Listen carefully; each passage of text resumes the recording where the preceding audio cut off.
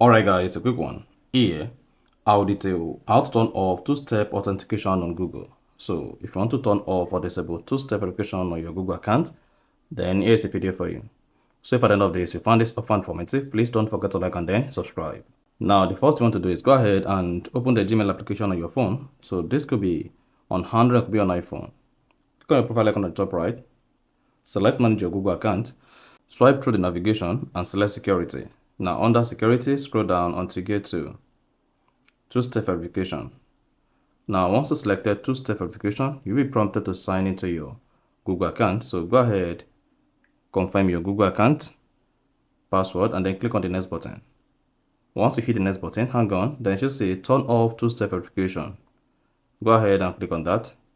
Once you selected turn off two-step verification, then scroll that says turn off two-step verification will remove the extra security on your account. Go ahead and tap turn off, and then hang on, it should say two-step verification has been turned off, and then you're good. So that's exactly how to turn off two-step authentication or verification on Google. So if you found this offer informative, please don't forget to like and then subscribe.